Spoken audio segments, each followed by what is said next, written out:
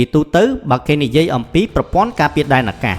បងប្អូនភាគច្រើនច្បាស់ណាស់ថាធ្លាប់ឮគេនិយាយអំពី S400 របស់រុស្ស៊ីក៏ប៉ុន្តែសម្រាប់រុស្ស៊ី S400 នៅពេលនេះមិនមែនជាតួឯកតែម្នាក់ឯងទៀតឡើយរុស្ស៊ីនៅមានសន្លឹកអាត់ចុងក្រោយមួយទៀតដែលមកពីត្រកូល S តែមួយហើយនោះគឺ S500 Prometheus នេះគឺជាបដិវត្តន៍ថ្មីនៃវិស្វកម្មការពារដែនអាកាសរបស់រុស្ស៊ីដែលអាចបំបែកកំណត់ត្រាថ្មីដោយវាអាចបាញ់ទម្លាក់មីស៊ីលអន្តរទ្វីបយន្តហោះចម្បាំងបំបាំងកាយនិងសូម្បីតែផ្កាយរណបដែលស្ថិតនៅក្នុងគន្លងទាបបំផុតតោះមកជំរះមន្ទិលនិងស្វែងយល់ពីអានុភាពពិតនៃស្ដេចខែលការពារអាកាសចំនួនថ្មីនេះទាំងអស់គ្នា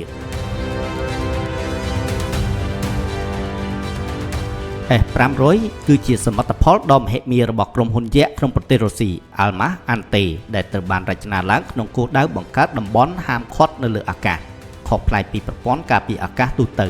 S500 ត្រូវបានរចនាជាពិសេសសម្រាប់ការស្ទាក់ចាប់និងបាញ់កម្ទេចមីស៊ីលអន្តរទ្វីប ICBM យន្តហោះចម្បាំងបំបាំងកាយទំនើបនឹងធ្វើឲ្យភ្នែករបស់សត្រូវងងឹតមើលមិនឃើញដោយសារតែវាអាចបាញ់ផ្កាយរណបដែលឃ្លាំមើលសកម្មភាពកងទ័ពនិងទីតាំងយុទ្ធសាស្ត្ររបស់រុស្ស៊ីឲ្យខ្ទេចបានយ៉ាងមានប្រសិទ្ធភាពហើយវាគឺជាប្រព័ន្ធការពារអាកាសដំបូងគេបង្អស់ដែលអាចឆ្លើយតបទៅនឹងការវាយប្រហារពីលំហអាកាសមកកាន់ផែនដីបានយ៉ាងពិតប្រាកដ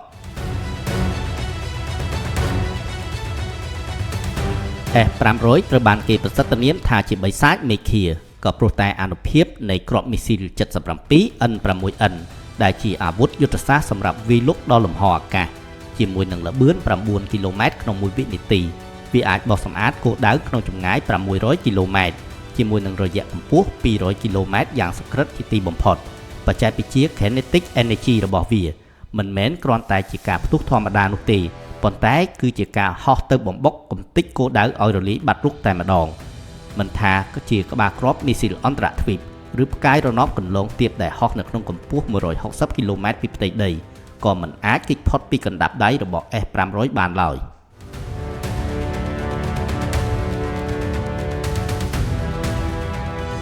ប្រព័ន្ធនេះត្រូវបានគេដំឡើងនៅលើរថយន្តយោធាខ្នាតយក្ស BAZ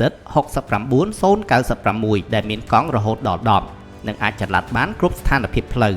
មិនថាជាវាលខ្សាច់ក្តៅហែងឬតំបន់ទឹកកកដ៏ត្រជាក់ឡើយអ្វីដែលគួរឲ្យរន្ធត់បំផុតនោះគឺល្បឿននៃការត្រៀមខ្លួនព្រោះវាប្រើពេលត្រឹមតែ5ទៅ10នាទីប៉ុណ្ណោះក្នុងការរៀបចំខ្លួនឲ្យបានរួចរាល់ដើម្បីបាញ់កំទេចសត្រូវភ្លាមវាបំពាក់នៅប្រព័ន្ធរ៉ាដា GNSS ដែលអាចបែងចែកគោលដៅបំបាំងកាយនិងគោលដៅបំភាន់បានយ៉ាងឆ្លាតវៃបំផុតនិងអាចតាមដានគោលដៅផ្សេងៗគ្នាបានរហូតដល់10ចំណុចក្នុងពេលតែមួយ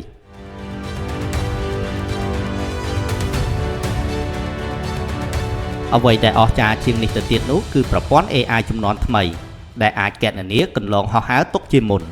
នៅពេលដែលមីស៊ីលរបស់សត្រូវព្យាយាមរត់គេចប្រព័ន្ធ AI របស់ S500 នឹងកណនាចំណុចប៉ះទង្គិចថ្មីភ្លាមក្នុងរយៈពេលត្រឹមតែ3ទៅ4វិនាទីប៉ុណ្ណោះភាពពិសេសដាច់គេមួយទៀតនោះគឺសមត្ថភាពក្នុងការភ្ជាប់បណ្ដាញជាមួយនឹងប្រព័ន្ធការពារអាកាសដទៃទៀតដូចជា S400 និង S350 ដើម្បីបង្កើតជាសម្ព័ន្ធអ្នកការពារដែនអាកាសដ៏រឹងមាំដែលស្ទើរតែគ្មានចន្លោះប្រហោងណាមួយឲ្យសត្រូវអាចទម្លុះឆ្លងកាត់បានឡើយ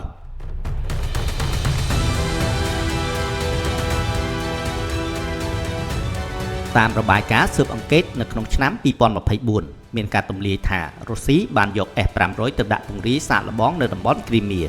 ដើម្បីការពារតំបន់យុទ្ធសាស្ត្រសំខាន់វាត្រូវបានគេជឿជាក់ថាបានចូលរួមចំណែកយ៉ាងសំខាន់ក្នុងការស្ទាក់ចាប់មីស៊ីលកម្រិតខ្ពស់ដែលសត្រូវព្យាយាមប្រើប្រាស់ដើម្បីបំបែកខែលការពាររបស់រុស្ស៊ីកន្លងមកផងដែរទោះបីជារដ្ឋាភិបាលរុស្ស៊ីមិនទាន់បានបញ្ជាក់ជាផ្លូវការអំពីតម្លៃពិតប្រាកដក៏ដោយប៉ុន្តែក្រុមអ្នកជំនាញយោធាបានប៉ាន់ស្មានថាវាអាចមានតម្លៃចាប់ពី$700 លានសហរដ្ឋអាមេរិកឡើងទៅនៅក្នុងមួយគ្រឿងដែលតម្លៃនេះគឺខ្ពស់ជាងឆ្ងាយបើប្រៀបធៀបទៅនឹងប្រព័ន្ធការពារដែនអាកាសជំនាន់មុនត្បិតថាវាថ្លៃក៏ពិតមែនតែនៅមានប្រទេសមហាអំណាចដូចជាឥណ្ឌានិងចិនបានបង្ហាញចំណាប់អារម្មណ៍ចង់បញ្ជាទិញ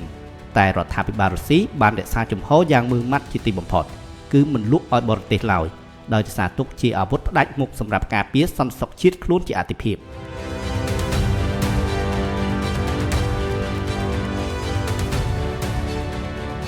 សរុបមក S500 Prometheus មិនមែនគ្រាន់តែជាខែលការពារដែនអាកាសធម្មតានោះទេប៉ុន្តែវាគឺជាបិសាចការពារមេឃាដែលមកផ្លាស់ប្ដូរមុខមាត់នៃសង្គ្រាមសម័យទំនើបទាំងស្រុង ការបង្ហាញខ្លួនរបស់វាបានពង្រីកដែនការពារពីផ្ទៃដីទៅដល់ជាយនៃលំហអាកាសដែលធ្វើឲ្យរាល់ការគំរាមកំហែងពីសត្រូវអាចคล้ายទៅជាការប៉ុនប៉ងដែលគ្មានន័យតើបងប្អូនយល់យ៉ាងណាដែរចំពោះអានុភាពនៃ S500 របស់រុស្ស៊ីមួយនេះតើបងប្អូនគិតថាមានប្រព័ន្ធការពារដែនអាកាសណាខ្លះដែលអាចយកមកប្រៀបធៀបជាមួយវាបានដែរឬទេសូមបញ្ចេញមតិយោបល់នៅក្នុង comment ខាងក្រោមនេះកុំភ្លេចចុច like និង share ប្រសិនបើបងប្អូនទាំងអស់គ្នាពេញចិត្តវីដេអូនេះជួបគ្នានៅវីដេអូបន្ទាប់សូមអរគុណនិងជម្រាបលា